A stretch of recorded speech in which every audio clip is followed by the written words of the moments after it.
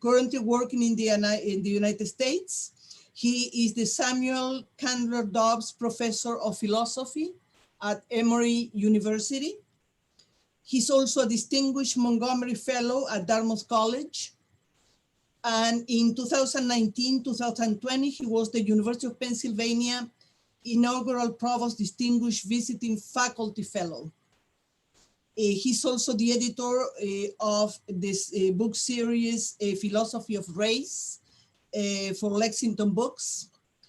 And he is very well known for his work in critical whiteness studies, critical philosophy of race, critical phenomenology, especially racial embodiment, and African American philosophy. He has written, edited, and co-edited more than 20 books. He has also authored over 150 scholarly articles and book chapters. Dr. Yancy has also authored numerous influential essays and conducted provocative interviews at the New York Times in the philosophy column titled The Stone. Some of his books that we are going to mention, only a few, Look, a White, Philosophical Essays on Whiteness, published in 2012, Responsibility Backlash, What Happens When We Talk Honestly About Racism in America, 2018, Across Black Spaces, Essays and Interviews from an American Philosopher, 2020, Breaking the Silence, What Happens When Men Talk Honestly About Sexism, 2021, Cornel West, A Critical Reader, published in 2001, On Race, Conversations in a Time of Crisis, 2017, Black Bodies, White Gazes, The Continuing Significance of Race, published in 2008. It's a great honor to have Dr. Yancy with us, who is going to speak today about Black Bodies and the Lie of White Innocence. So welcome to Washington University. Thank you. Thank you very much, Dr. Moreno, for that wonderful introduction. I apologize again, you all, for that. I mean, I have no idea what went wrong. So it looks like I'm full. I'm not seeing everybody. I don't know what's going on there, but that's okay. Okay, that's good. Don't do too much. Yeah, no, I'm not. Can you all still see me and hear me? Yes. Excellent. Okay. So this is what I'm going to do. Unfortunately, I don't have any fancy slides for you, and I'm not a Latinx scholar, but I think that what I have to say about whiteness and the racialization of bodies will certainly apply. Will absolutely make sense here. Just catch me if I use some philosophical terms that seem to be just really highfalutin, have me define those and make them more concrete. Also, what I'm going to do is, since I'm reading from my paper, I'm going to you'll see my head looking this way, but I'll give you some eye contact. The second part of the paper that really deals with what's called the elevator effect. It sort of took off in the area of critical phenomenology, where I look at what happens on an elevator with a Black man and a white woman. If that takes too long to cover, I can always shorten it. I'll be fine with that. But the first part, I think I need to cover. So let me just begin there. It seems to me that any discussion regarding race and racism and whiteness has to begin with at least two concepts that I'm going to explain. One concept is what's called whiteness, what I call whiteness as the transcendental norm. Here, let me see if I can. Gallery view. Okay, excellent. I'm on gallery view now. So the first concept is what I call whiteness as the transcendental norm. Now, transcendental is just a fancy way of saying something like the following. If you all have ever read Immanuel Kant, I don't know if anyone has, but if you haven't, here you go. Kant believed that there were, obviously physical things like pens and hats and computer screens. And he thought that those things were empirical and that there was a concept that referred to that thing, namely the concept referred to what was called the referent. But he argued that space and time were not empirical concepts, because while you have a concept that picks out an empirical object, space is not really an empirical phenomenon. So it doesn't have an empirical concept. In fact, if I were to ask you to point to space, it would be kind of bizarre to say, you know, I don't know, maybe it's something in between my two index fingers, right? So he says that space and time are pure forms of intuition. Namely, we bring those categories to our experience. And the categories of space, for example, are the conditions for the possibility of things that are empirical to appear. He says that these are universal and that they are necessary. From my perspective, whiteness also functions in this transcendental way. It's just that whiteness is contingent, is not necessary. In fact, there's nothing necessary about whiteness, nor is it universal, but it's certainly global. Okay, so here we go. So in a society where whiteness is the transcendental norm, as I'm arguing, it goes unmarked, it goes unraced, and it goes unnamed. Or as critical race theorist Patricia Williams says, it is the great ex-nominated. So it's the great unnamed. And whereas those who are non-white, we are in fact marked, we are named, we are raced. In fact, to argue that we are raced and named in this way is to say that we are different and also deviant vis-a-vis whiteness. To be white is to be deemed persons as such, or persons qua persons, or human qua humans, which says then that if you're not white, then in some sense you are subhuman. Think about it in this way. I think all of us have heard of the acronym BET, right? I don't know, we may have time for someone to jump in and tell me what BET is, but if someone wants to jump in quickly for a little dialogue, what's BET stand for? It's the television network. Black Entertainment Television. There you go, thank you. Black Entertainment Television, BET, or BET. But no one has heard of WET. Well, we know of it, but we don't call it that, right? So WET, W-E-T, is white entertainment television. It's all of the other stuff that we watch where it doesn't get named, it doesn't get racialized, right? And I yell at the television often saying, I'm tired of seeing white people fall in love, get cancer, go through white angst, right? This is not to say that I'm not caring about white people who actually have cancer, but there are many white narratives that are written such that they're about whiteness as a transcendental norm, right? I've even got my young sons who now point at the television and say, hey, look, there's a black guy in there, you know, and I'll go, well, wait a minute, what role is he playing? And it's usually a black guy kind of walking across, you know, in the back somewhere, which does not count. He's just part of the props or something, right? So you've got it, right? So WET is this site of whiteness as a transcendental norm. Think of other sites that are in fact marked, and these are positive markings that grow out of historical, social, political contexts. For an example, Black History Month or Black student unions. I've actually had white students to complain to me that why is it that we don't have White History Month or white student unions? And my response is, you know, what is there to do on your designated White History Month that we don't do before that month or after that month, right? And of course, they can't come up with anything. Or I mean, maybe, I don't know, maybe we should read more Shakespeare or Chaucer. I don't know, you know, you pick your white figure. And then there's white student unions. Students actually get upset because they don't have one. But what would they discuss in a white student union? It seems to me that a white student union is another word for the Klan, right? Because I can't imagine what white students would talk about. We need white empowerment on campus. I mean, it's as if there is no grammar for this kind of thing, given that whiteness itself is the transcendental norm. I've even had white students say to me, particularly male students, who've said to me, why can't we use the word nigger, right? And I'm using that word, nigger. Part of what constitutes my pedagogy is, perhaps you've heard of this term before, it's a Greek word, it means it's pronounced parrhesia, spelled P-A-R-R-H-E-S-I-A. Parrhesia is courageous speech or fearless speech. The one who speaks this is called the Parrhesiastes. So that's part of my pedagogy. And, you know, these students were really angry that they cannot use the term nigger. And what does that tell us about whiteness? If you're interested in the work of Shannon Sullivan, she does some fascinating work around what she calls whiteness as ontological expansionism.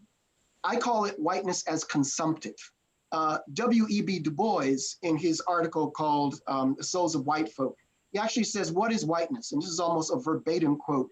He says that whiteness is the ownership of the earth forever and ever, amen, right? So for me, whiteness it follows these consumptive logics, it follows a kind of colonial logic, and it's expansionist, right? Okay. So can you still hear me?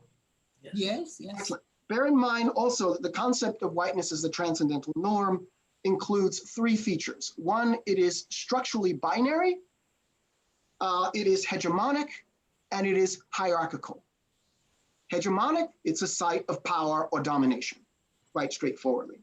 Hierarchical, it constitutes a hierarchy, right? If you look at any of the European anthropologists, from Karl von Linnaeus to Blumenbach to Immanuel Kant, George White, you name them, what you will find is that they have this kind of hierarchy where whiteness is at the very apex of civilization. And then whiteness is also binary, and I like this term.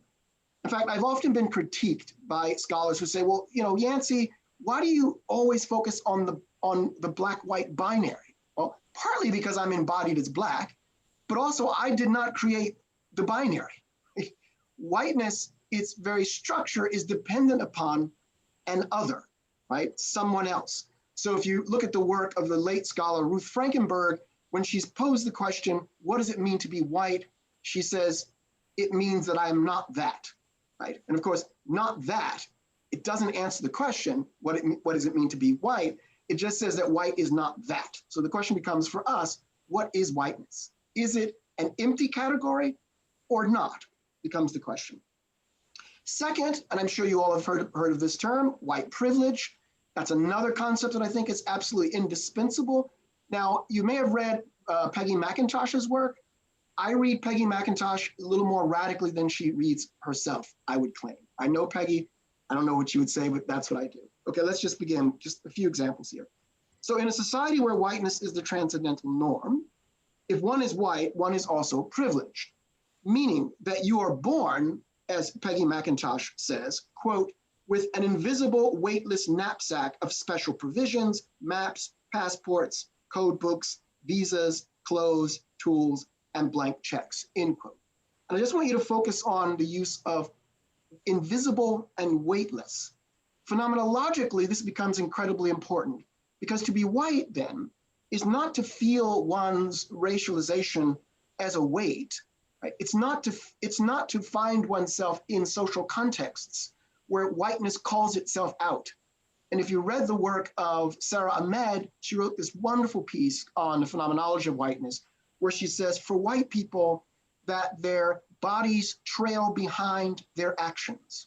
Whereas for folk of color, and I'm speaking about myself in this case, Black bodies don't trail behind their actions, rather Black bodies lead in front of their actions. Or you might say that the Black body is already acting, or the minoritized body is already acting in virtue of its racialization. So that idea of weightlessness and invisibility, I think, have profound phenomenological implications in terms of what it means to be in a world where whiteness is the transcendental norm. I also like to add that etymologically, and I love etymologies, which is study of the origin of words, etymologically privilege comes from the Latin privus rex. This is something that we don't often hear, privus rex, which means private law, which is really intriguing, private law. So my position is that white privilege functions as a kind of private law that only some benefit from. Or another way that I'd like to say this is that whiteness is a site of immunity, freedom, protection, exception, and advantage. So I'll give you just two examples that Peggy McIntosh provides for us. There are 46 examples that she gives in her key article, but she goes on to elaborate on that number later. Just going to give you two. Quote, I can go shopping alone most of the time, pretty well assured that I will not be followed or harassed, end quote. I think that's absolutely dead on, right? I've been in stores where I've been followed. I've had nephews tell me stories, other Black people, men, women, where these kinds of experiences happen. In fact, a mixed race student of mine said to me, when he walks into the store with his white mother, they don't get followed, but with his Black dad, they in fact get followed, right? I had one white student who attempted to explain to the class that she also got stopped when she walked into a store. So I asked her to elaborate, and she said, well, you see, I went into the store and I went in with multiple tattoos, multiple piercings, and my hair was colored purple. So I immediately concluded, no, I don't think you were followed in virtue of being white. I think you were followed just in virtue of being non-normative, right? And by the way, I have no problems with multiple tattoos or piercings, but this was my objection to her claim that somehow she was followed in virtue of her being white. Number two, Peggy McIntosh says, quote, I do not have to educate my children to be aware of systemic racism for their own daily physical protection. I think this also holds up. Around the time that Trayvon Martin was killed by, I'll call him for the moment George Zimmerman, but I've spoken to Trayvon Martin's parents and they don't even like to dignify him by calling him by his name. They like to refer to him as the killer. So I'm gonna call him the killer, right? Right after that, this emergence of this dynamic called the talk came to life, right? Where Black parents were talking to their children, their Black children, about what you need to do when you enter into this world of whiteness. We love you, we want you to come back home alive. So therefore, be respectful, keep your hands, make sure they're visible. Don't engage, as the language went at that time, in any furtive movement, because by definition, a furtive movement means you're engaging in a guilty movement, right? But white parents don't have this talk, unless, of course, they're perhaps in a mixed race relationship, or perhaps maybe they've adopted Black children. But that for me is an important register, the fact that white parents do not have to tell their children for deep existential reasons that you need to be careful when you're confronted by a white police officer. Now, they may advise their children because of a trigger-happy police officer, but that's not racialized, right? So I think Peggy McIntosh is absolutely right on both these points. But here it gets a little deeper. McIntosh also says, quote, in my class and place, I did not see myself as a racist because I was taught to recognize racism only in individual acts of meanness by members of my group, never in invisible systems conferring unsought racial dominance on my group from birth, end quote. So this is really important, and it points to the very idea of the embodiment of whiteness as a site of what I'm calling the unethical. So the question here becomes, can the overall structure of this brief talk is, can whiteness be innocent? And what Peggy McIntosh is bringing to our attention there is that she was only taught to think about racism in terms of individuals who engage in intentional acts, who are, as it were, social atoms, who are sort of part of a neoliberal logic, such that they engage through intention some kind of horrible anti-Black or anti-people of color action, right?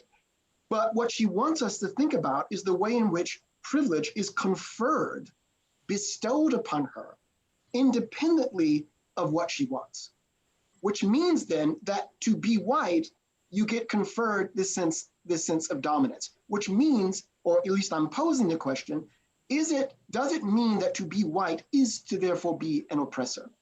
Does that follow? She goes on, to receive racial dominance presupposes one who is racially dominated. So you can't have the one without the other. Although there are white students of mine who will admit that they understand white privilege, but they will not accept the other part, which means they're dominators. So it seems not just that white privilege is immune, that you receive upon your arrival in the world, but you receive the function of dominator or oppressor. So within this context, Peggy McIntosh says, quote, my schooling gave me no training in seeing myself as an oppressor, as an unfairly advantaged person, or as a participant in a damaged culture.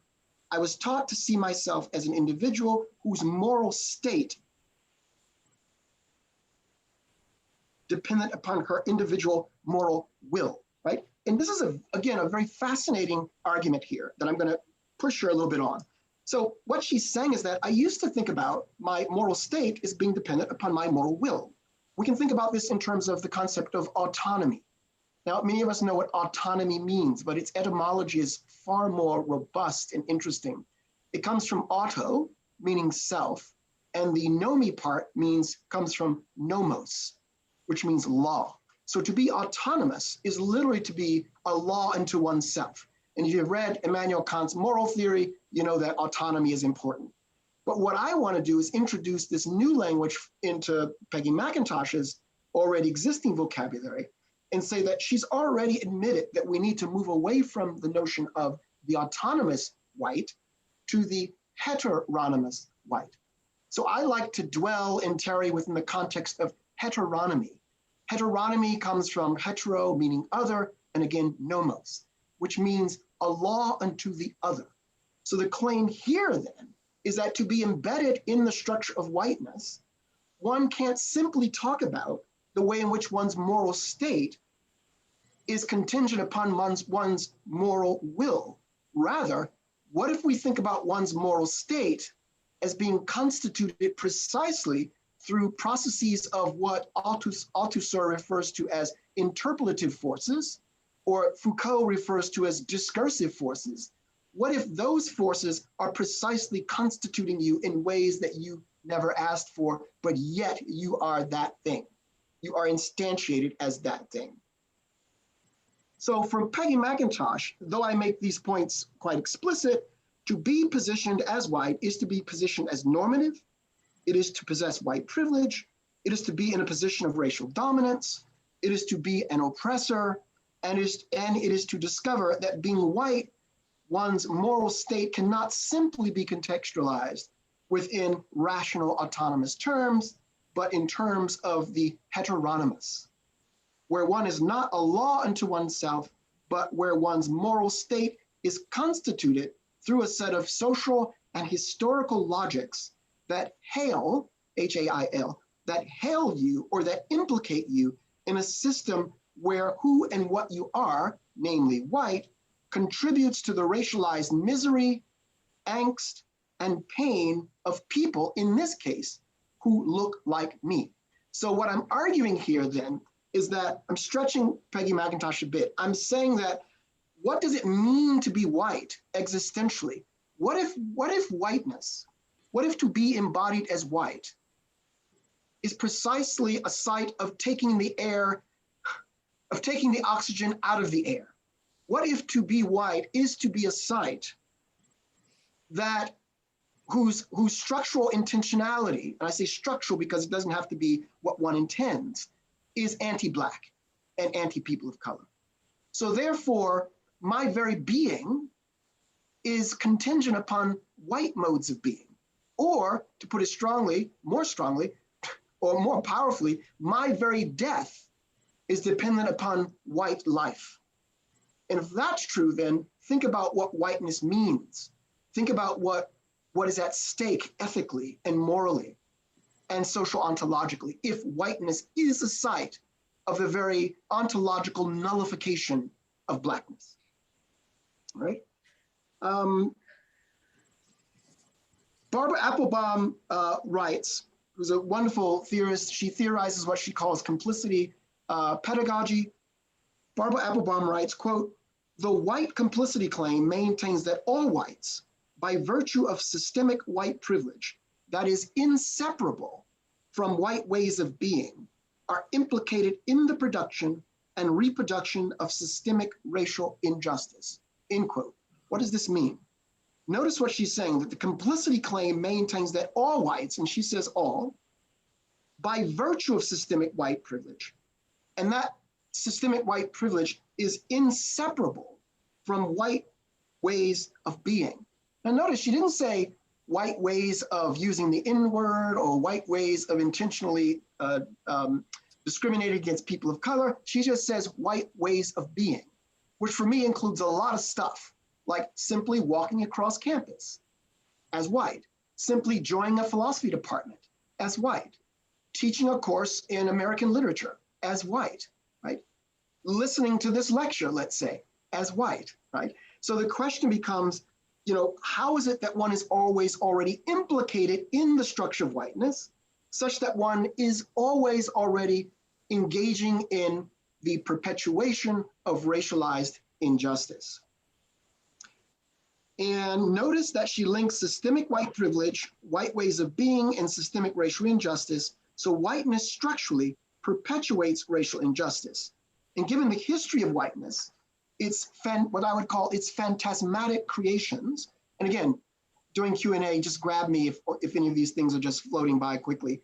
It's phantasmatic creations, it's distortions, it's lies, it's bad faith, it's epistemological ignorance. I don't know if you guys have heard of that term. It was coined by the philosopher Charles Mills.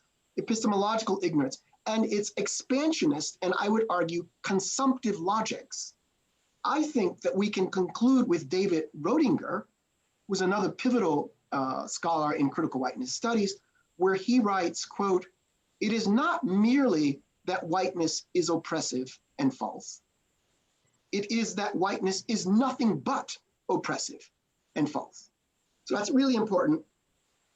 He says, again, it is not merely that whiteness is oppressive and false. It is that whiteness is nothing but oppressive and false. So the question then becomes, if whiteness is nothing but oppressive and false, what is it, right? And how does one avoid being a part of that structure that is false and oppressive in one's own lived experience? So to be embodied as white, what does it mean to be white and embodied, and yet to embody something that is empty, I would say, or that is oppressive, or that is false?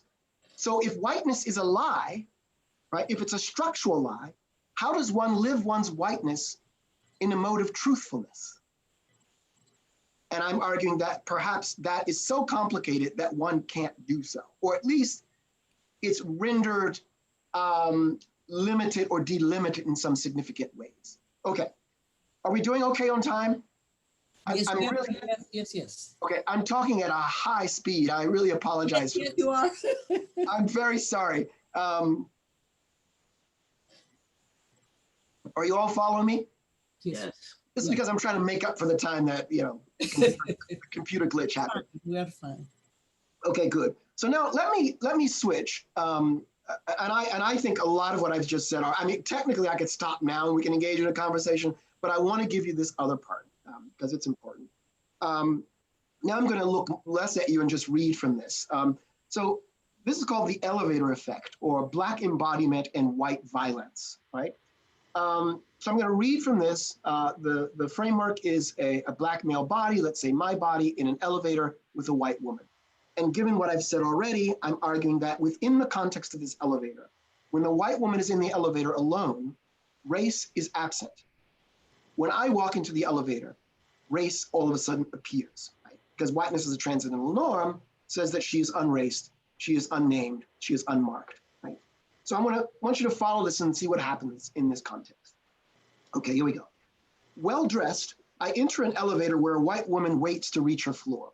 She sees my Black body, though not the same one that I have seen reflected back to me from the mirror on any number of occasions. Her body comportment, notice her body comportment signifies, look, the Black. On this score, though short of a performative locution, her body language functions as an insult. In other words, she doesn't have to say anything to insult me.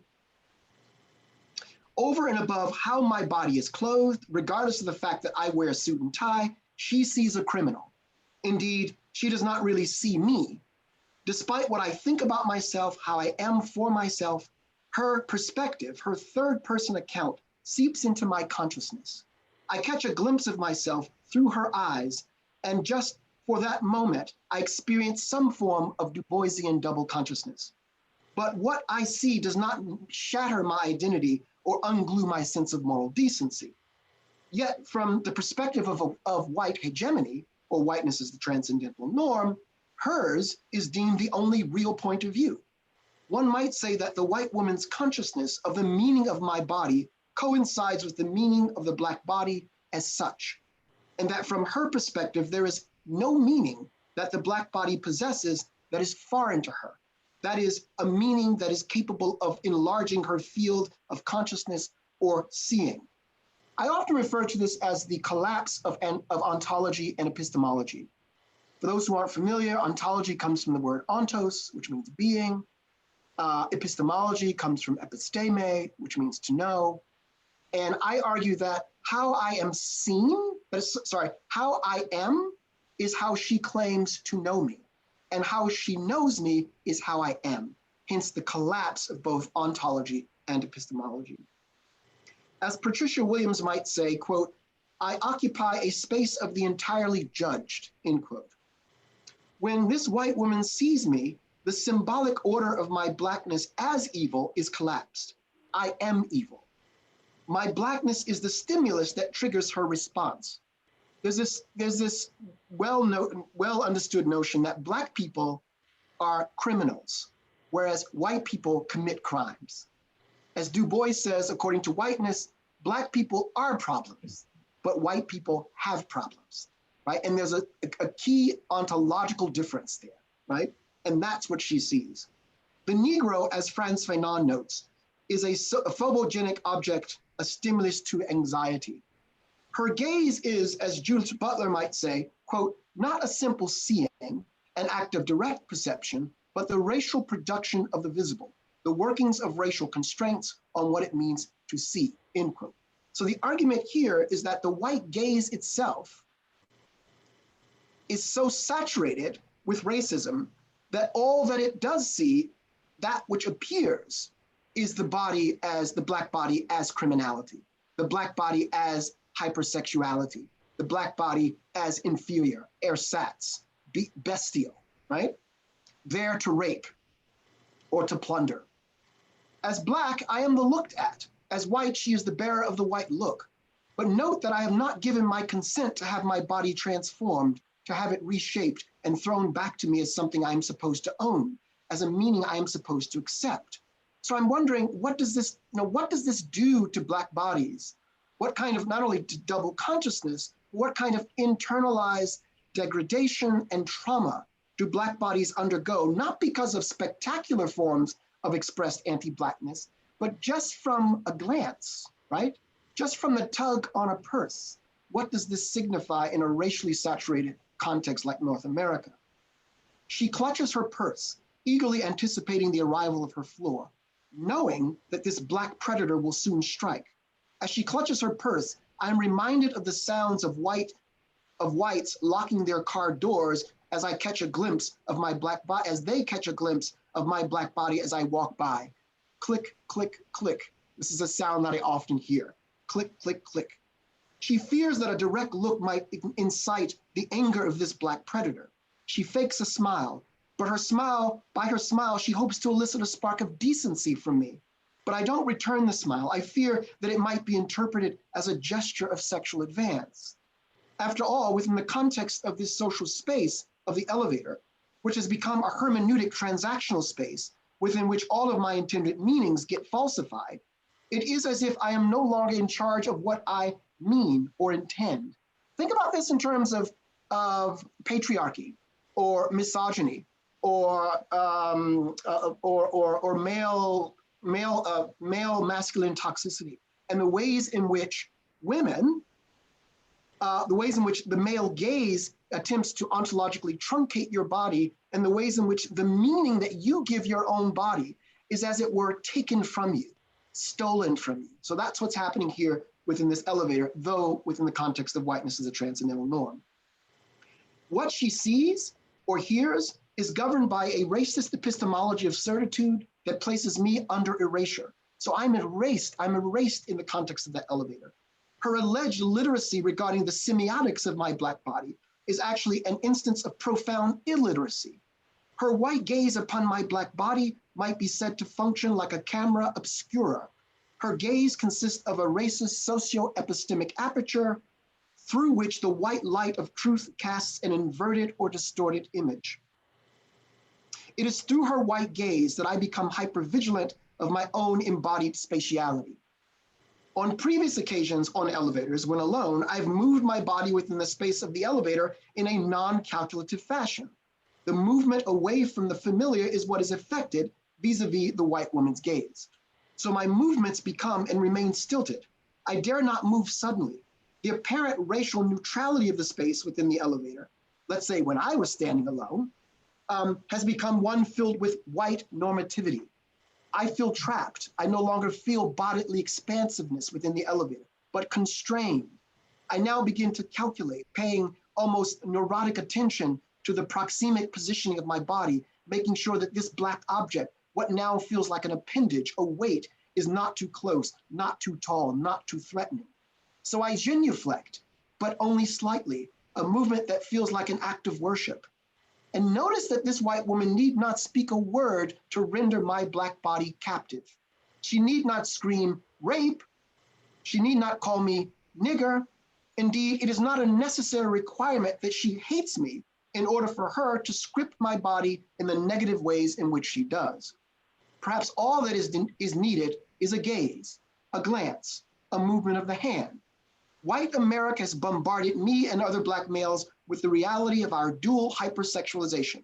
As Fanon says, you are a quote, you are a sexual trophy and a certain rapist, end quote. What then am I to do? Within this racially saturated field of visibility, I have somehow become the predator stereotype from which it appears hopeless to escape. The white woman thinks that her act of seeing me is an act of knowing what I am, of knowing what I will do next. That is, hers is believed to be simply a process of unmediated or uninterpreted perception. However, her coming to see me as she does is actually a cultural, historical achievement. It is an achievement that not only distorts my black body, but distorts her white body.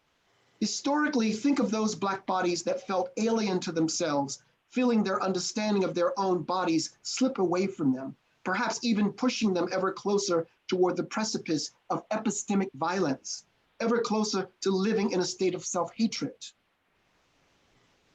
I am, as it were, a phantom, indeed a spook that lives between the interstices of my physical, phenotypically dark body and the white woman's gesticulatory performances. She performs, ergo, I become the criminal. Within this dyadic, racialized space of the elevator, I've become the externalized figure, the fantasized object of the white woman's own white distortion. It is this distortion that carries an existential and ontological surplus, providing her with a sense of positivity vis-a-vis my negativity. Okay, I'm just about coming to the conclusion. Are we doing well still? Yes. You guys are hanging in there? Good, good, good. Okay, let me just conclude this. What am I to do within this racially charged space within the elevator? And under the conditions that I pointed out earlier, white privilege and whiteness is a transcendental norm. How do I desegregate the experience space within the elevator? Do I enact a disruptive counter-white racist performance? If so, what would this look like? And what if such a performance gets reinterpreted within her racial schema? I could always turn around and state contemptuously, frankly, I don't give a damn about you or your kind. But this would only confirm her fears of the mythical, raging, angry black male. In other words, my action would only increase her feelings of fear and trepidation. I could also strike up a conversation and say something like, I am a philosopher with a PhD, and I also attended Yale University.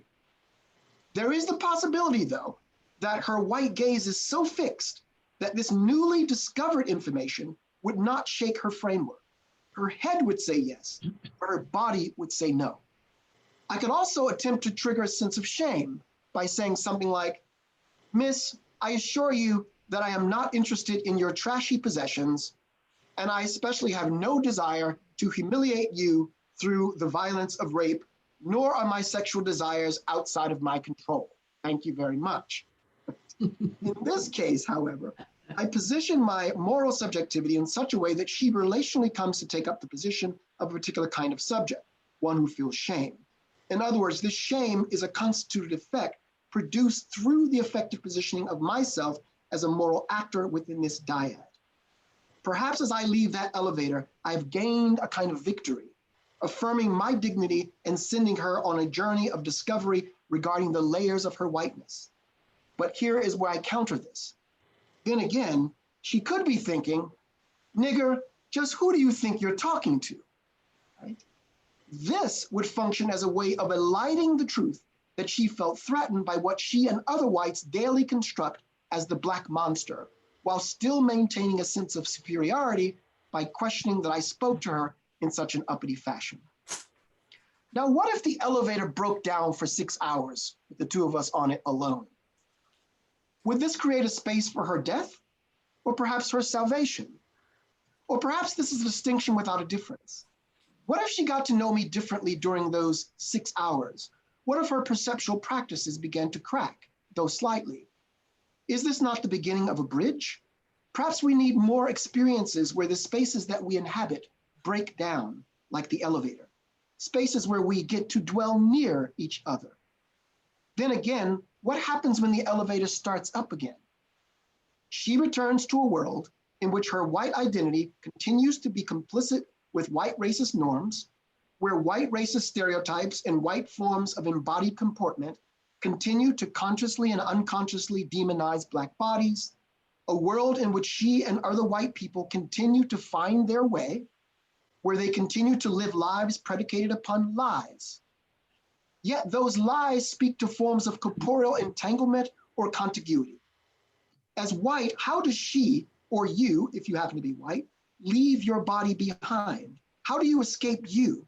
How do you become what I call unsutured and undo the ties that bind you to whiteness? In fact, let's be bold and say it. What does it mean to say that the white body has no edges?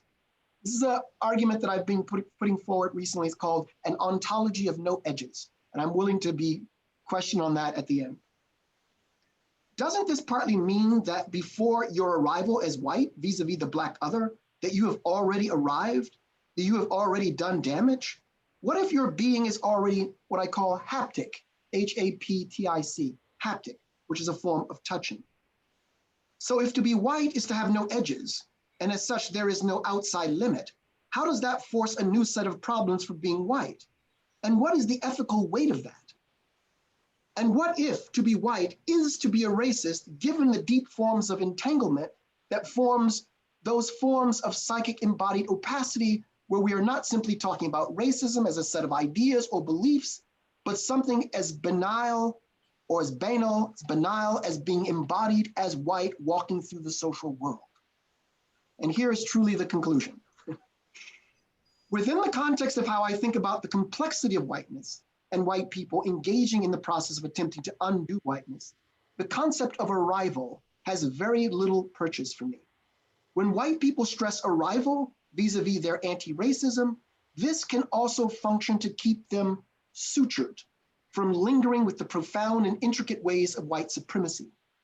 I would argue that kenosis, K-E-N-O-S-I-S, kenosis, or emptying in relationship to white racism, involves diligence and a constant process of return. There is no single and total kenotic moment or emptying of white racist sedimentations, assumptions, images, and affects. This is why I continue to stress the importance of suturing, of nurturing a disposition to be unsutured, a disposition to crack, to re-crack, and crack again, the calcified operations of the white gaze, of white modes of being. All whites, not just white police officers, must stand and confront history, as Baldwin says, to battle with forms of historical creation that have gotten us to this place, a place where whiteness and white people refuse or fail to be undone, fail to lose themselves to an address that comes from outside of themselves, from outside of their white gazes. From Black people and people of color, Martin Luther King says that racism, quote, is like a boil that can never be cured as long as it is covered up, but must be opened with all of its pus flowing ugliness, end quote. If Black lives matter, if they really matter to white people, I desire to see white people explode, to see their white rage turned against their white power and their complicity with white supremacy. I would like to see their white rage overflow in the streets of this nation, shouting not that just simply Black lives matter, better yet, white lives have mattered exclusively for far too long. I desire to see the white people in massive droves lay down the armory of white privilege and tear apart, be in crisis. In fact, I would argue that white people need to die. Now, by die, I don't mean physical death. So please don't jot that down in your notes that Yancy thinks that white people should die. Right? There are other forms of death, like death to white narcissism, death to white righteousness, death to heroic whiteness, death to white forms of epistemological ignorance, death to white xenophobia, death to white misanthropy, right? All of these forms of death. So it is about remaining unwhole, which implies a kind of unwholesomeness. And if whiteness is to function as a god, which is a function of idolatry, perhaps white people need to learn how to be unholy. Only then will white people find a way to see Black bodies, to live, as Calvin L. Warren might say, as apostates to whiteness. I want to see an America where white lives cease to matter because they are white, where white bodies are left, as I'm putting, in crisis, unsutured, disoriented, or awkward, which etymologically means moving in the wrong direction. That sense of having one's world turned upside down. So I'll conclude with James Baldwin, where he writes, any real change implies the breakup of the world as one has always known it, the loss of all that gave one an identity, the very end of safety. Thank you. Very good. Thank you. Thank you very much. That was quick. That was quick, but very, very dense, and there's a lot of things that come to mind. Can you all give me just a half a second? I mean, a half a minute? Absolutely.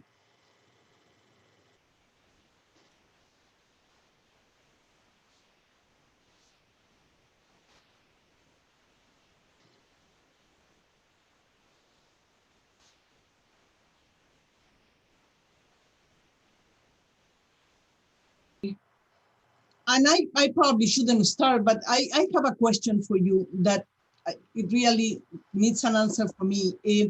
I think that I'm sure you have thought about the fact that the notion or the concept of whiteness also needs to be qualified. Are you hearing me? Yes, I am. Absolutely. In the sense that, you know, there is whiteness and there is whiteness, right?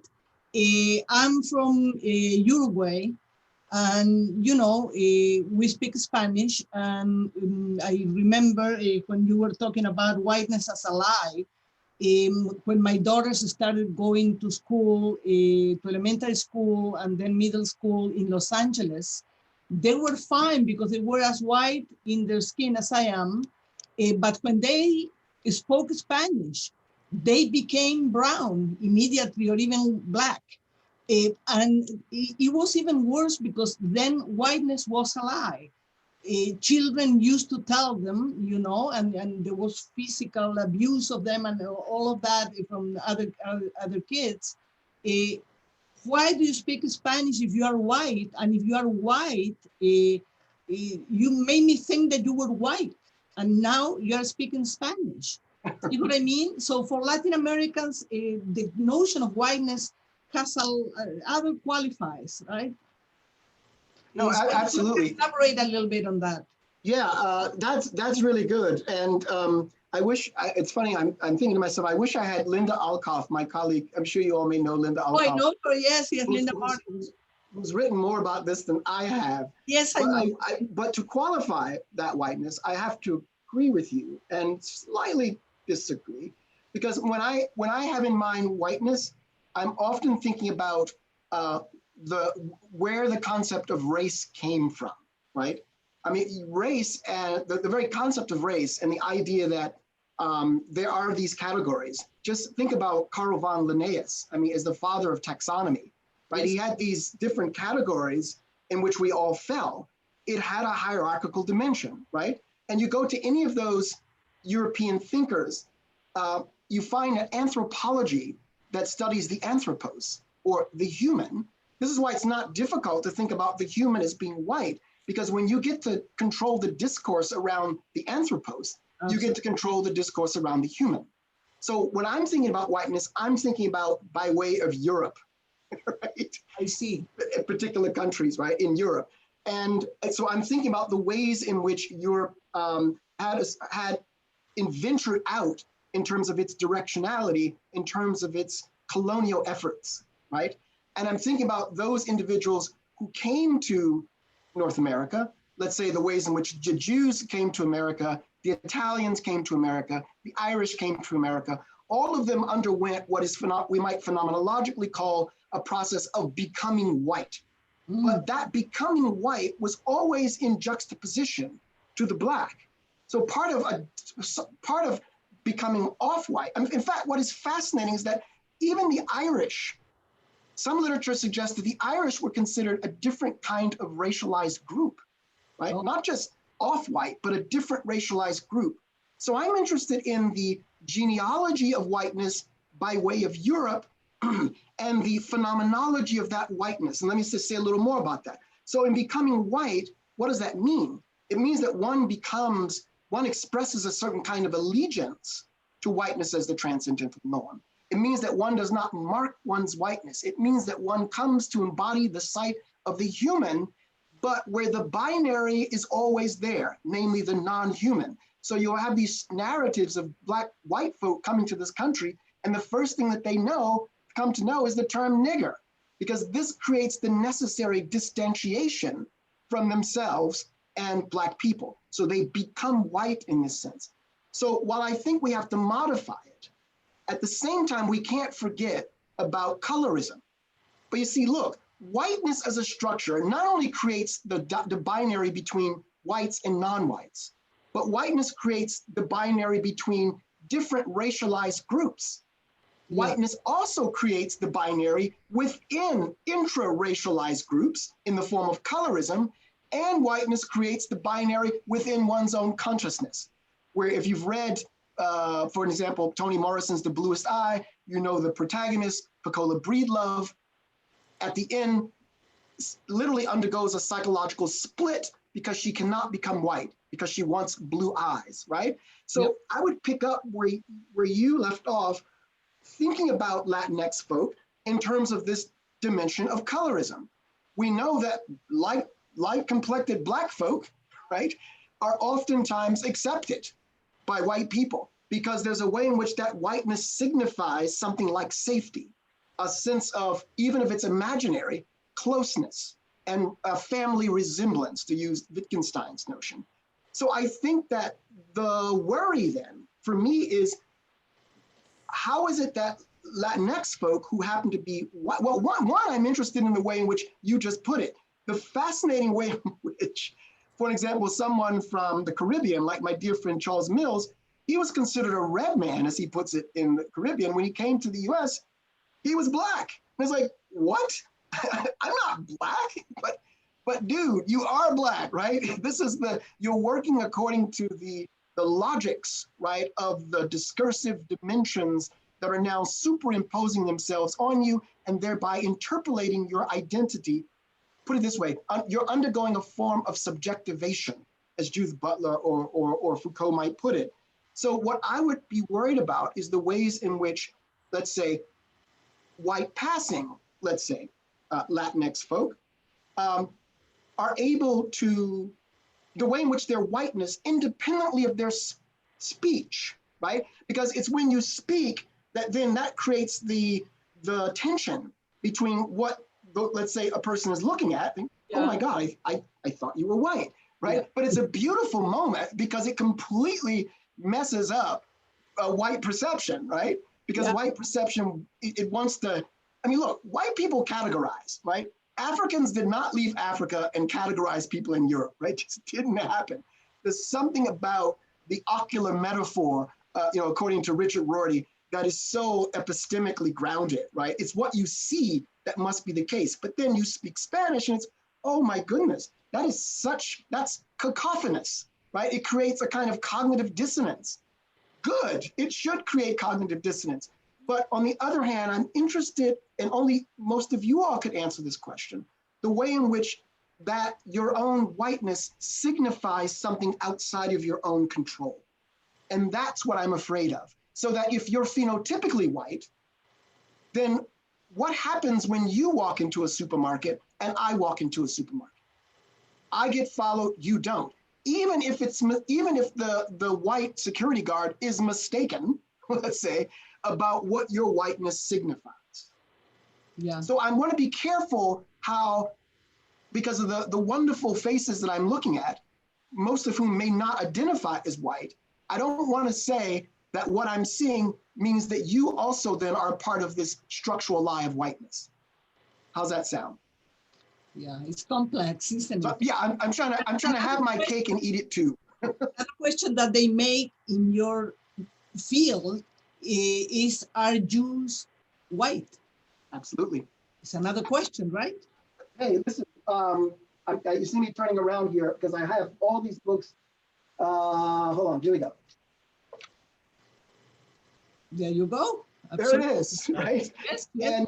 And there you have it, right? Look, listen, I'll tell you something very fascinating. I had a Jewish student of mine, who thought that she was being discriminated against because I wasn't talking about anti-Semitism, but I was talking about how blacks drive in cars, call it driving while black. Now it's called so many other things, right? Jogging while black, walking your dog, looking at birds while black. I mean, it goes across the whole spectrum. And she said, well, wait a minute, you're leaving me out. And I thought, what am I leaving out? And she says, but I could get stopped by a police officer as well. And I thought, well, you could, maybe if you didn't signal, or maybe a tail light was out. But then she went on to say, no, when the white police officer stops me and I show him my ID, he will see that I have a Jewish name and all of a sudden become anti-Semitic. Of course, at this point, I had to pedagogically and philosophically intervene and say, whoa, wait a minute. Black folk can't even get their IDs out, right? Before they're dead, right? So there's something going on that's a problem here. And I had another Jewish kid who said to me that he gets discriminated against when he wears his yarmulke. You can't take off your blackness, but you can remove your yarmulke, yeah. Right? So look, it's very problematic. And for me, I am not. I am against all of those who are against the Jews, right? But there's this way in which I think Jewish folk, and I would think by extension, Latinx folk, have to really think about the ways in which they're being interpolated in ways that they don't ask for, but nonetheless become a part of the system of whiteness that consumes them in a certain kind of way. Right? Yeah. So it seems to me, if you're Latinx and you're not living your life, if you can pass, if you're not constantly disrupting that whiteness or what is perceived as whiteness, then it seems to me that you are complicit with this domain of whiteness. I see. Yeah. Okay, George, we have other questions. Becca and then Miguel. Thank you, Professor Yancy. I appreciate this so much. Can you hear me? Yes, I can. Thank you. Oh, great. I just wanted to make a quick comment that I'm just so grateful to have you here. I not accidentally, whatever. It happens that I assigned your elevator effect to my kind of first and second year undergraduates in problems of philosophy a couple of weeks ago. And so I hope some of them are here listening to it. And I love the fact, it sounds like you're continuing to build on that story, and it's actually getting, and I'd love a copy of the richer story that you've added on to that to give to them if you'd be willing to share it. But then my question, I hope it's not too inside baseball, but as a philosopher of mind, I witnessed what it was like to have the philosophy of mind community kind of understand the idea of implicit associations and implicit bias, and also saw the ways in which that distracted us as philosophers from explicit racism. And I'm so friendly to the notion of, did you call it heteronomy? Yes, collective autonomy, heteronomy. I'm incredibly friendly to, criticizing the hyper individualistic, hyper internalist notion of the individual as an agent, and very friendly to the notion that agency as an individual is parasitic on collective agency. I worry that that's such an attractive notion within our discipline. especially these days, that it could cause, so this is a methodological question, really, a methodological, pragmatic question. I worry that it's such an attractive notion that, like the notion of implicit bias, it might distract philosophers from the kind of things that you spoke so well about in the last sort of 5 or 10 minutes of your talk. Yeah, and tell me, what is that thing that you fear might be distract them? What is it that I said? It's my claim that. Go ahead. Yeah, you can just begin with my claim that X and just fill it in so I can hear it again. That the notion that that agency really is collective, right? And the individual agent is really parasitic on that. Yeah. And what are you afraid of? What are you afraid of by that? I'm afraid that philosophers who are mostly white and mostly male will use that as an excuse to not pay attention to what you've said.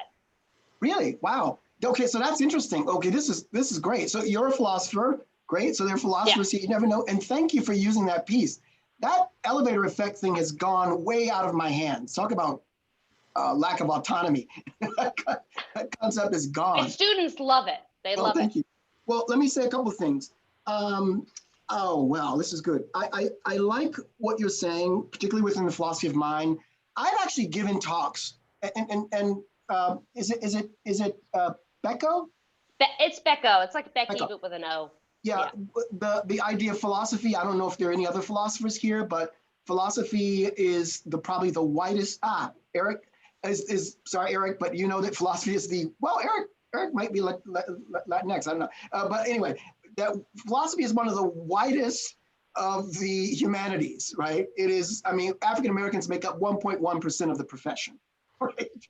So there might be 40 Black women who have PhDs in philosophy, maybe, I'm not sure.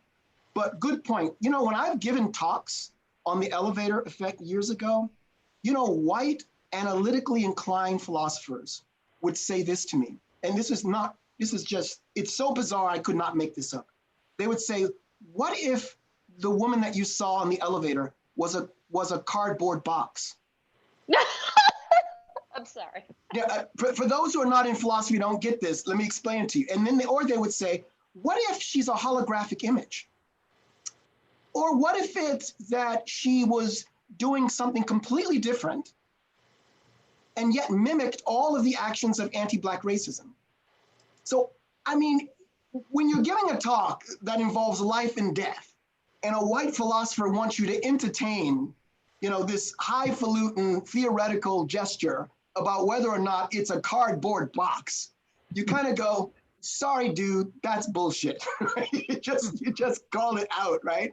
So I like, Becca, what you're saying. I think that there was pushback on, there are ways in which white folk push back and perhaps are not even aware, and hence you bring in the epistemology of ignorance, they're not even aware of the way in which ignorance itself is active and not passive.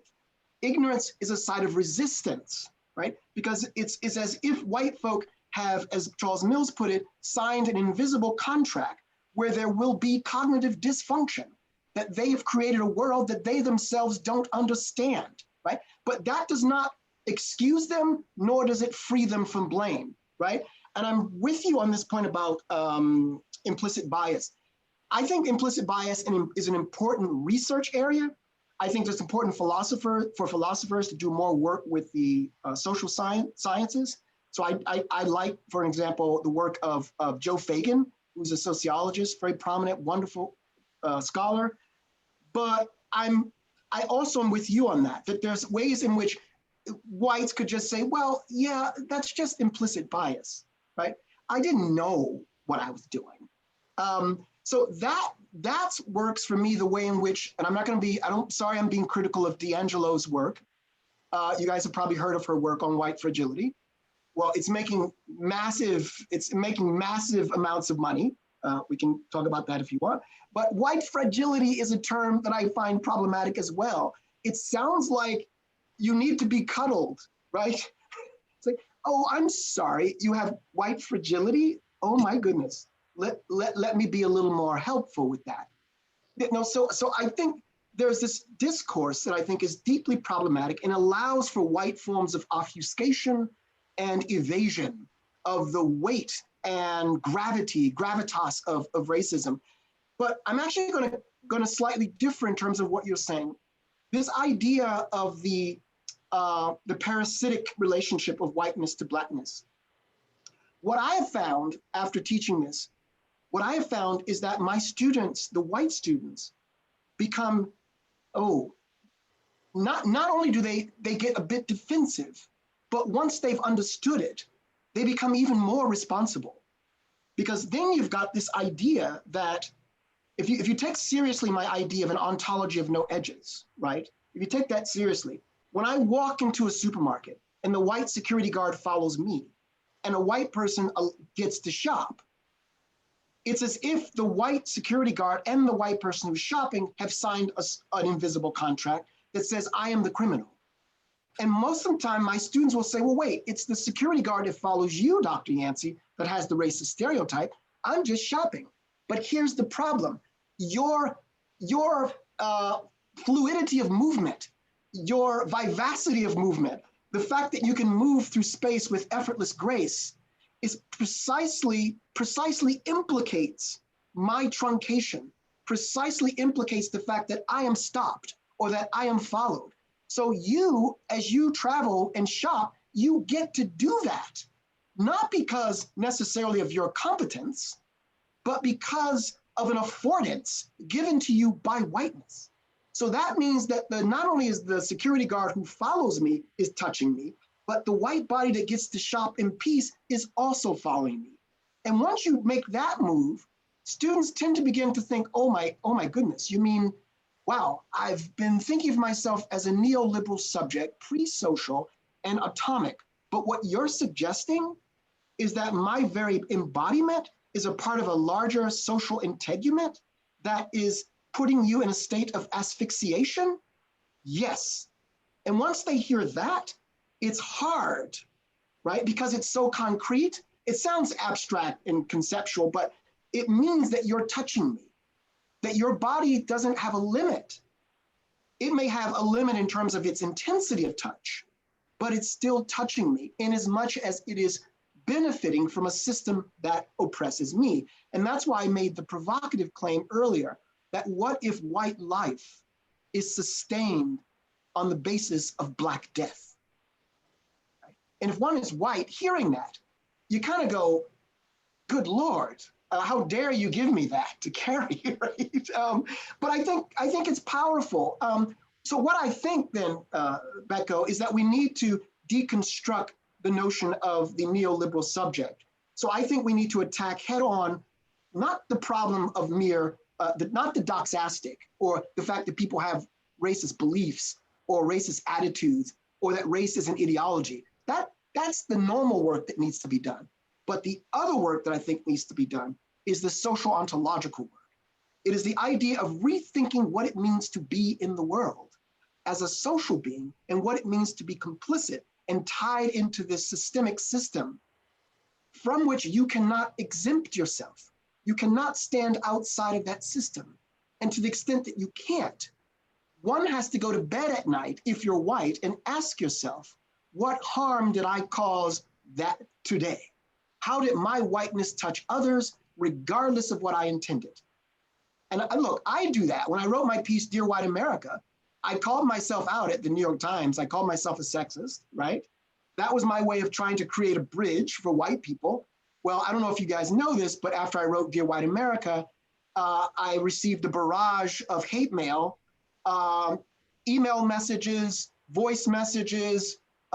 People would put a stamp on an envelope and write in the letter, nigger, nigger, nigger. I had to have police presence walking me to my classrooms.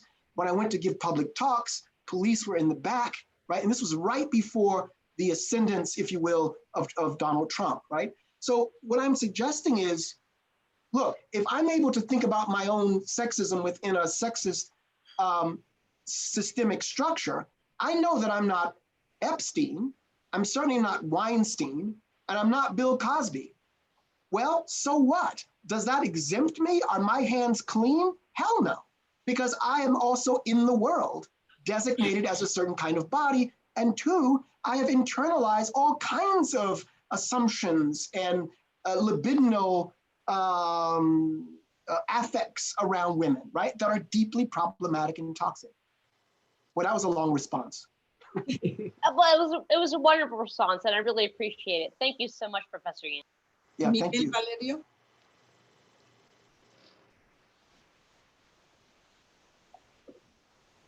Hello, Dr. Yancy. Thank you so much for this talk.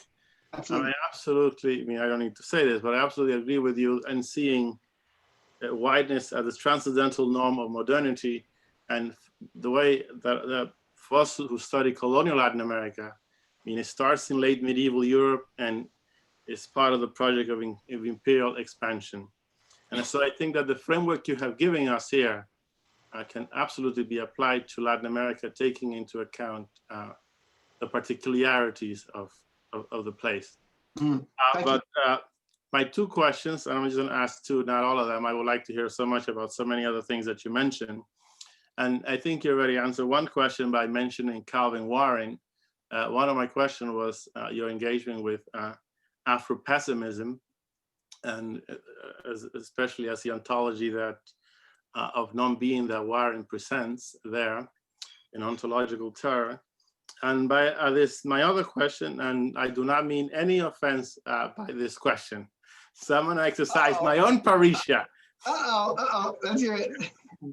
But so why take on the work of understanding and helping white people understand whiteness? So what is the perspective that a Black scholar offers to this? And why does a Black scholar need to do this work? And I'm thinking of, of a burden of, of explaining, right? Yep, absolutely. Excellent, thank you. Okay, here we go. I'll answer the second one first.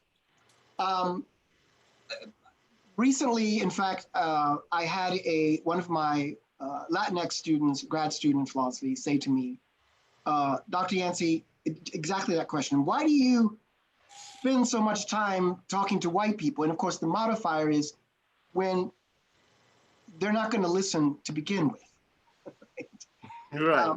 And I might complicate my own story by saying, why do I talk to white people when I'm arguing that whiteness has this kind of almost quasi-permanence, right?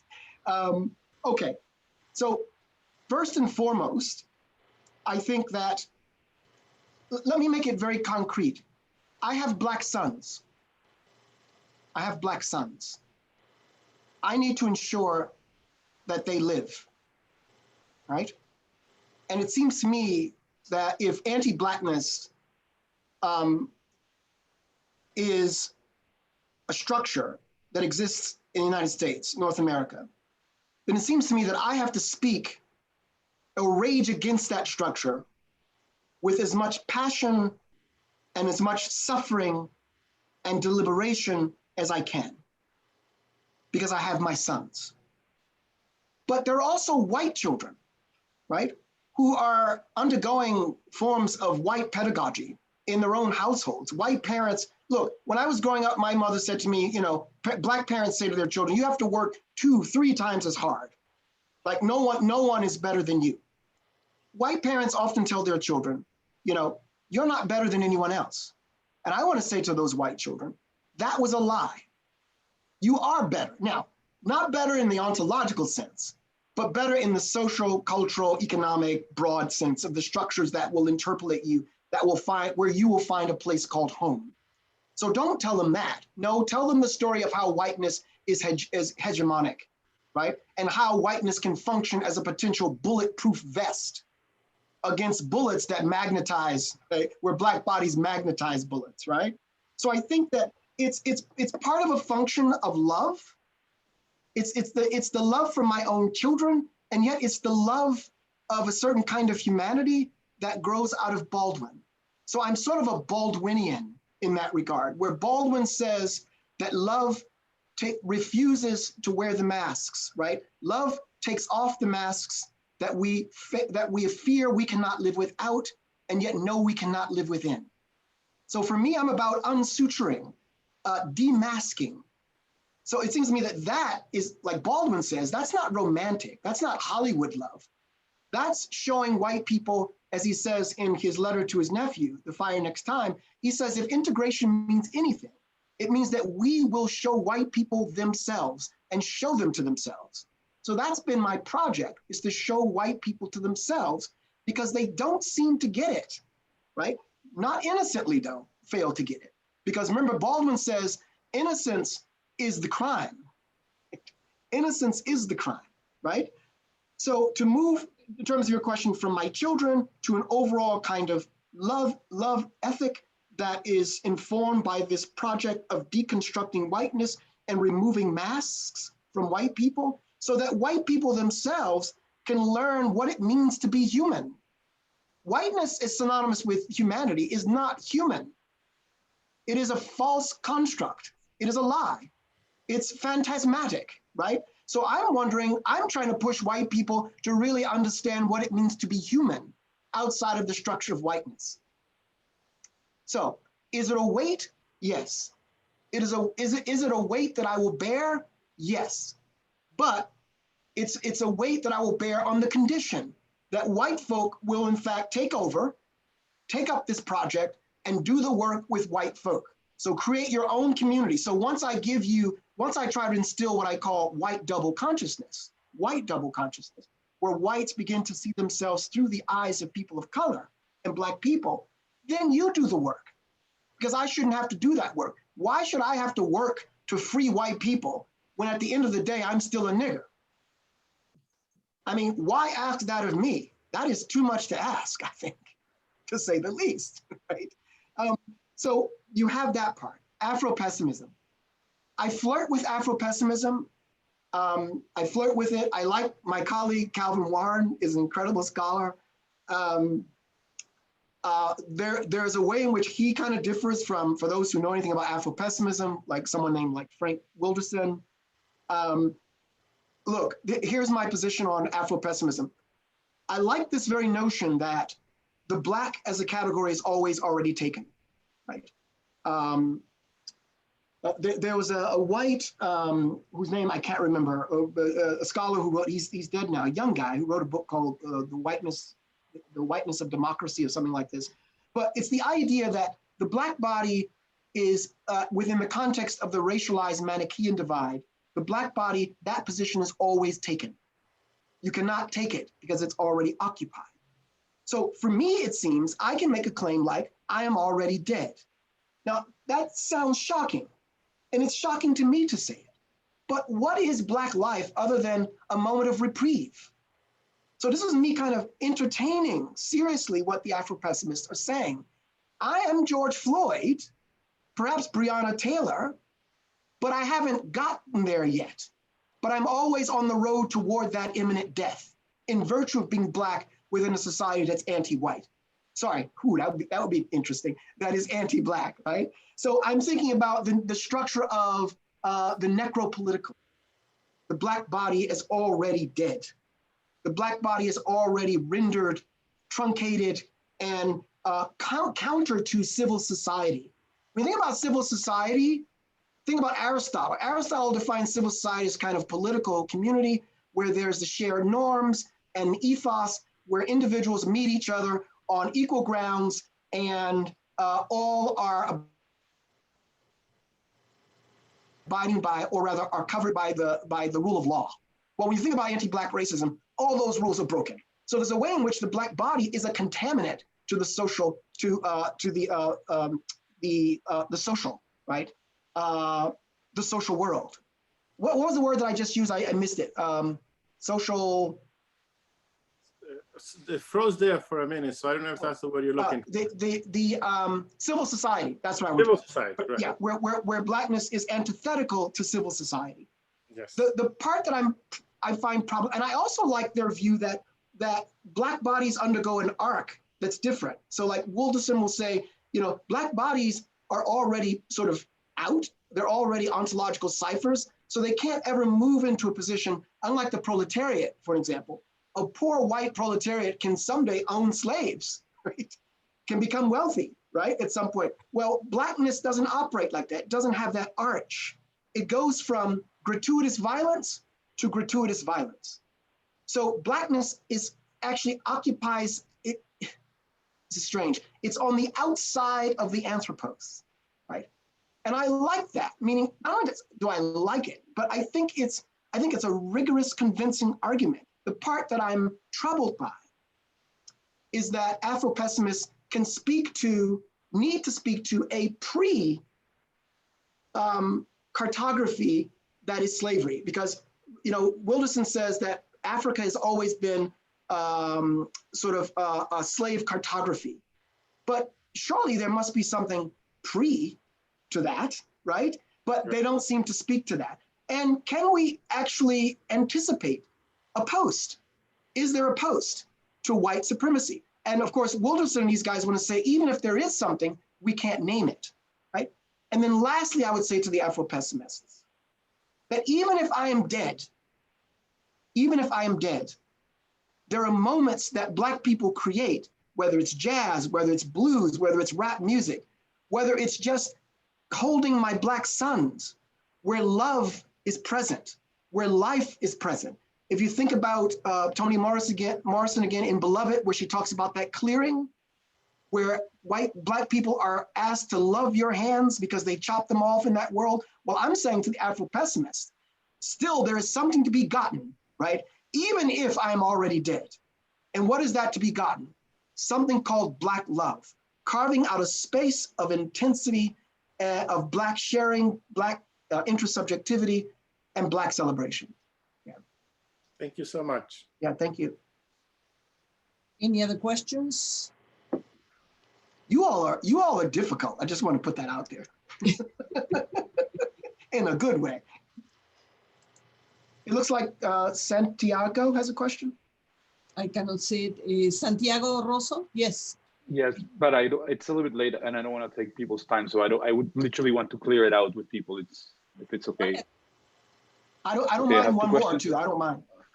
I have two questions. The first one is confronting your Kantian project of etless ontology with the anti-Kantian, openly anti-Kantian project that Fred Moten gets from Glissant of consent not to be a single being, right? How would you confront those two things? Because Fred Moten's whole thing is Kantian project is inherently anti-Black, right? And so you're deciding, taking this, and how would you confront those two? And the second question is, why does the lab exercise depend on you confronting another subontological being related to the white man? Why do you need to confront a other being that you can enforce sexual violence and you use it in your own example? Why is it predicated in that exactly? And linking that to your own calling out of yourself as sexist, right? Why is the white woman in the elevator not a white man? What is the relationship? Okay, so I'm sorry, but and I'm gonna have to say I didn't get your first question. But okay, so the first part of the question is how would you confront your edgeless ontology, right?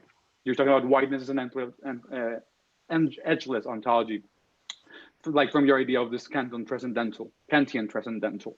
And how would you confront it with Fred Moten's project of consent not to be a single being, which is an opposite, from a Blackness perspective of the consent not to be a single being? Okay, can I jump in right there quickly? Let me jump. Yeah. So I like that. My project is anti-Kantian. The notion of the transcendental, I'm just using to define whiteness, obviously.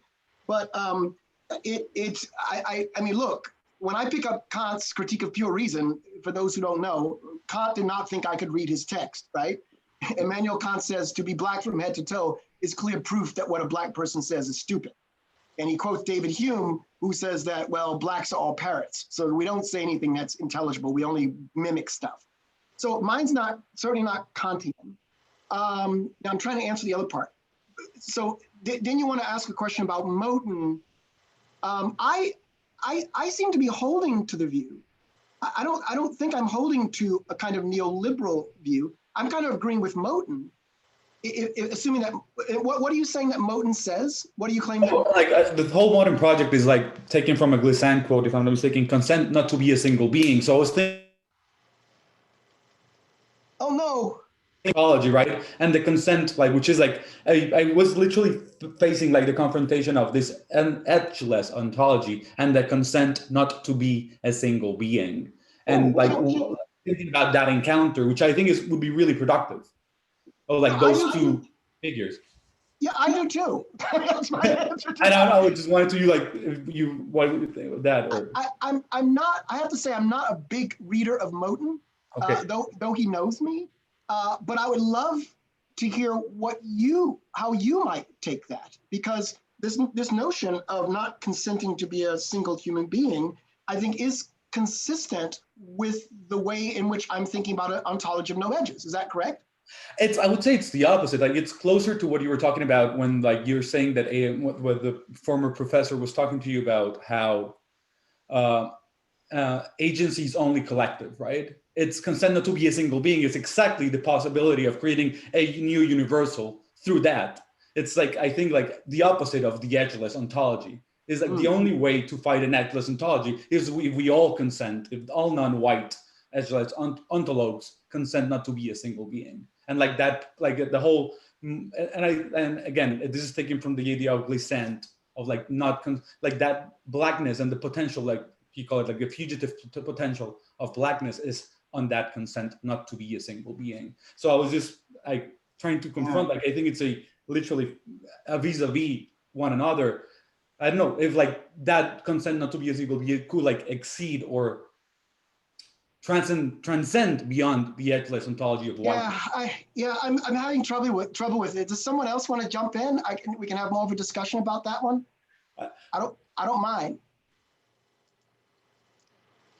I think it's all yours. Yeah, it's mine, but for some reason, when I hear you talking, it's going out and coming in, and I'm only getting fragments. I know the audio is no good, Santiago.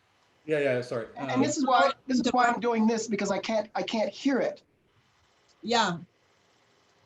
Let's take another question to see if we can put another question together. Would you like that, George? Well, yeah, but I'm not happy with the fact that I can't hear Santiago's question. Oh no, here I am. No, sorry. What happened? Because I'm interested in how you want to put me in discussion with what Moten is saying. And maybe if you all don't mind, I know people, it's late, right? But maybe if you just say, how's this? Maybe I can get it from that. Oh, wait, there's a little chat thing here. Maybe someone's clarifying it. No, they're not clarifying it. It's fine. Santiago, you want to type it down? Sorry, I can only send it to Nacho, but what are you not being able to listen to me properly, or what's going on? Santiago, you can put it in the chat. I opened the chat. So like, but is this better? Like I took off my headphones. Are you listening to me? That's a little better. Yeah. Okay, is this working better? Before Yeah, it's like a little better. Now do me a favor. Put me in tension with Moten so I can hear it. Go ahead. So like the whole thing of Moten, like the whole, he's like comes from the, oh, that's perfect. The idea like on how Black fugitive power, like an assemblage, he's like super Deleuzian and taking it from Glissant, is that the whole project of a Black fugitive for a future is the consent not to be a single being. Yeah, and I think, and if you like, I see in this, and I linked it to what you were talking about, collective agency being the only mode of agency. So if you face the edgeless ontology of whiteness with this potential of that consent not to be a single being, I think there's a discussion to be had, a moment of like, maybe this figure, this like, because it's not a subjectivity, it's not an embodiment itself, could break through the edgeless of whiteness. Oh, that's interesting. Yeah. Okay, that's interesting. Like, yeah. I'm just curious, why does he say, what is productive about the claim that not to be a single being? Why is that productive? Huh. In other words, it seems to me that you're saying that Black folk ought to consent to not being a single being, which then suggests to me collectivity. Yeah, it's like, and that's what I was linking it to when you were talking before with former other professor Demi, the question of how can agency at the end is only collective. The only way of agency is collectivizing, right? Which is like, I think like the way to phase the ontology of whiteness, which is neoliberal individual singular being, is this multiplicity, but it's not, it's a multiplicity that's more, I don't know, I want like the thing that I think modern does really good is like the Deleuzian, the list, right? Like a breaking of subjectivities that goes beyond embodiment. And I just wanted, because I didn't have an answer, I saw this idea of like the highly ontological void of whiteness, right, of edgeless whiteness, confronted with this multiplicity, and I found something productive happening there, at least on the top. So what we're gonna do is, San Diego and I are gonna talk later. Because that is like, you know, one, I'm not a big reader of Moten, for all those listening, but what you're saying, particularly by way of Deleuze as well. Are you a philosopher? No, I'm just somebody that's a bad reader. Not a bad reader. My goodness gracious. So I have never in the history of my giving a talk asked to, so that we can talk about this later. If you don't mind, I would love for you to email me that so I can take it apart. Because look, let me just say to all of those who do not read Fred Moten is not a walk in the park. He is, as Thoreau says, when you read him, you have to stand on tiptoe to read it, right? So I would love it if we were to bracket that and we could correspond individually. Is that okay? That would be like, thank you, I'll be honored. Thank you so much. Thank you. Sorry. No, that's beautiful. Okay, if there is no other questions. I don't mind another one. There's one hand. One. Or, okay, who? Doris? Who? Doris. Loris? Hi. Yes. Hi. Hello. Is it about Fred? Is it about Fred Moten? No, not about Moten. Never fear. Yeah, no, thank you so much for this talk. It's been wonderful, and thank you. I'm just so glad that this is kicking off our the LES series on race and ethnicity, because I think we need more of these and more of these spaces for discussion. And I was thinking during your talk, when you were talking about deconstructing whiteness, I just it was actually making me think of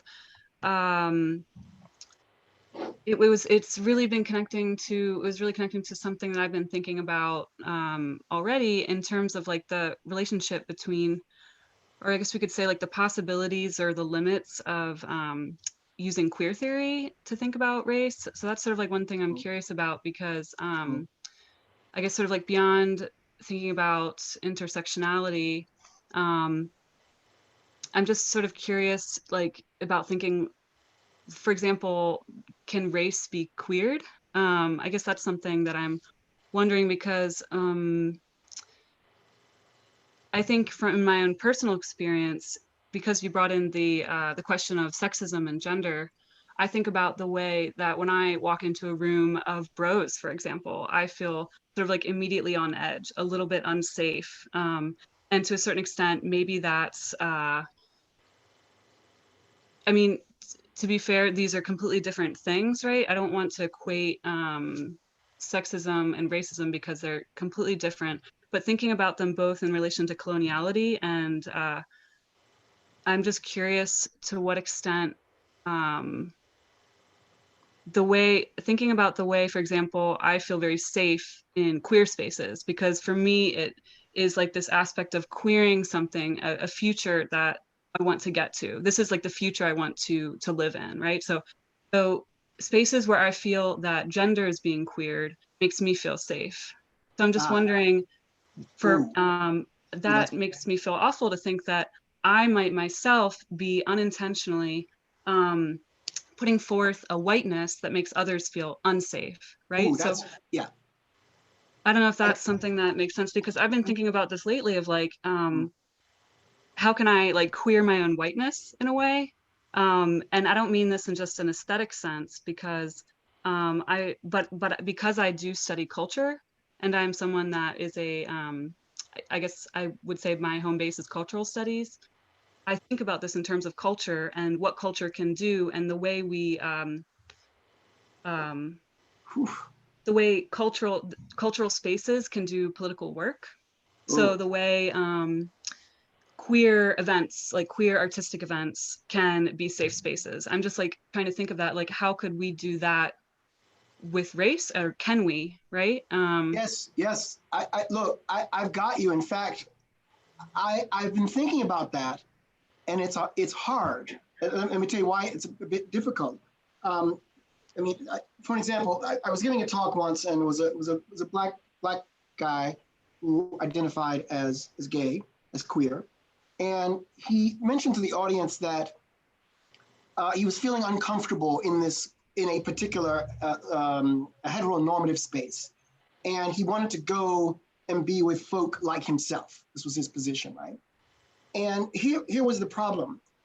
When he got to that space, he said that it was predominantly white. And what he found is that he became all of a sudden became the phallic. He became the hypertrophied penis, right? So there's a way in which he was undergoing forms of violence through that heteronormative space. And then he tried to leave it and go, let's say, to a queered space, where all of a sudden he was interpolated as the black body again. That is to say, the black body as the mythical or phantasmatic, right? So it's one I think has to be careful in terms of how, in this case at least, whites who were queer apparently were not queering their whiteness in such a way that it interrupted or troubled their white gazes vis-a-vis this black body, right? Mm-hmm. So I think we have to be aware of the way in which whiteness doesn't get disrupted in the creative way in which you're suggesting. I like when you said cultural work, the way in which culture does political work. But what I'd like to ask is, and all of us to think about, because your question is so good, what would queered whiteness look like? Exactly. That's sort of what I'm trying to think of, like what would that look like? And I like two things I wanted to say. When you said you weren't saying aesthetically, I think we should keep in mind that aesthetics, before it became like the study of beauty, really dealt with perception, right? Or we can say the multisensorial, right? So what I would like to suggest is perhaps not only can whiteness be queered aesthetically, and of course the question becomes, we'd have to in some sense identify those modes and modalities and forms of aesthetic comportment that reinscribe the hegemony and normativity of whiteness. And then we sort of, we work within that and counter that. We narrate ourselves as homo narrans and homo significans. We narrate ourselves against that hegemonic structure by engaging a counter-hegemonic narrative or forms of aesthetic signification. But if we take aesthetics beyond what's just beauty, if we think about it as multisensorial, then I think that a queered whiteness would look differently if you're white, and I assume you identify as a white person.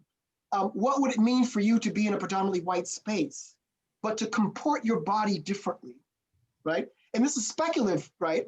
Everyone who's listening, if you have an answer for this, please, or a suggestion, please speak up.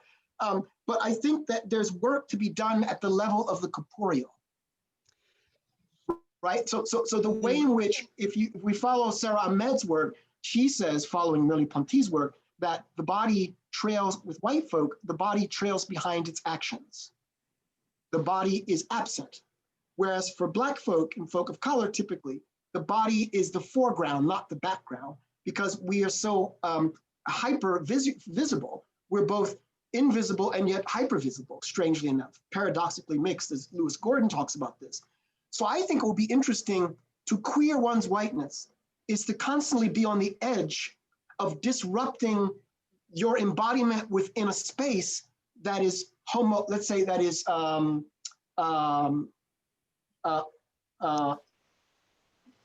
monochromatically white, where you find yourself in that space and where all those bodies are trailing behind their actions. And what you do is you force your whiteness to the forefront in a way that disrupts that kind of stasis and common sense understanding that we're all white in this space, right? But again, what would it look like? I don't seem to be giving you much content, but right? So would it be in the form of an articulation, right? Would it be in the form of a speech act, something that you would say? Or perhaps the way in which you might comport your body. But again, what would that look like? And I don't know, right? I guess it would depend partly on what those bodies are doing in that space, right? What those bodies are doing. I was thinking too of the example that you provided for your student that I think you said it was a student that said that she was followed when she went into a store because she had tattoos and hair. Yes. And I was just thinking about the way that tattoos and piercings and different hair colors are a way of rejecting a certain idea of whiteness, while at the same time they can like still be sort of appropriated and turned into like a subculture that still does, like, I don't want to say that actually works. I'm just saying, like, in theory, for some people, it's this way of like rejecting a certain norm, even when it doesn't necessarily end up doing what they might want it to do, or can just be like a fashion statement. Yeah, there's a guy whose name is Peoples. I can't remember his full name, but it was a case where he was in a supermarket and he was buying a newspaper that was African-American owned. He's a white man. And the white cashier said, "You don't want that paper, do you?" And he said, "Yeah, I want that paper." And she says, you know it's African-American news, right? He said, "Yeah, I know that." Right? And by this time, everyone else in line was listening to this. And then he said, "You must think I'm white," which completely threw her off, right? It's like, oh, wow, like, right? So, I mean, it's interesting how that particular speech act, now, of course, he is white, right? But the way in which he challenged the assumptions about him buying that newspaper sort of at least triggered at that moment a kind of disruption, right? A disruption to a certain kind of assumption about his whiteness vis-a-vis that newspaper, right? But the other part is, which I like what you're saying, is that I never read that, the markings, the multiple tattoos in this off-white sense, this way of kind of challenging whiteness or queering whiteness, partly because it will be probably finite and localized and episodic. Could it be powerful? Yes. But you see, at the end of the day, the question becomes, can whiteness remain at the site of constant disruption? And I'm not sure what that would look like, right? It would be a beautiful thing if whiteness was a site of continuous, persistent disruption. Not only in terms of your body, but also the way in which, let's say, we force white people to confront artworks or cultural cultural instantiations, right? So it'd be interesting to create not just a multicultural space, because multiculturalism is just kind of deeply problematic as long as whiteness continues to be the center, right? We want to undo whiteness. So it seems to me that it may take the form of putting in the place of white people, whether it's a sign, whether it's a symbol, that once they approach it, it forces a recognition that then perhaps forces a certain kind of queering and off-centeredness, where there's a different kind of direction, a directionality that is precipitated because of that sign or that symbol. Does that help to some extent? That's a really good question. Yeah, no, I really appreciate that. Thank you. I think it's something that I've been thinking through, and I'm just sort of curious. I just Googled a little while ago earlier, can race be queered on Google? There's only 4 results. I don't know. I'm just like, wow. Interesting. I find that interesting. But I wonder if you put in, can whiteness be queered, whether it would come up more or less, in that sense. And I like it. I like the queering in as much as it's it's kind of putting whiteness on hold, or it's disrupting a mode, but it's episodic, but that's fine. Episodic disruptions can be quite powerful, right? Mm-hmm. And particularly if you have a critical mass of folk who are queering whiteness, what does that look like, right? What does it mean to queer? What does it mean to queer an institution, right? I mean, that seems to be the next question, right? In as much as institutions are dependent upon certain forms of embodiment, modes of comportment. Thank you for that. If you write on that, please let me know. George, I don't think, do we have any other people waiting for a question? I don't think so. So I think Matt had a thank you question. very much. And I don't know, thank you very much. And we hope to have you with us pretty soon. Oh yes, let me just say, sorry for the delay, and this was really good. I just want to say it's the questions were all very fruitful. They've got me on the tip of my toes, and again, I want to, if you don't mind, Santiago, we can finish this up through email, or we can Zoom each other privately, and I'd love, because I don't run away from questions. So I do not want to run away from that question. And particularly that you dropped Moten, and damn it, I got to see, the Moten just won the MacArthur Genius Award. So I want to grapple with Moten. So we'll do that, if you don't mind. I'll promissory note that we can do that. We have in the chat the announcement for the next talk in the series. So if you want to copy the link, you Dr. Yancy, and everybody else, if you want to copy the link to register for next Wednesday about staging Habla de Negros in early Iberian modernity with Professor Nicholas Jones from Bucknell University. Oh, wow. Fascinating. Thank you very much, George. Thank you for the invite. Here. Thank you for the invite, and thank you all for showing up. Much appreciated. Wonderful. Thank you very much. Thank you. We'll stay in touch. Absolutely.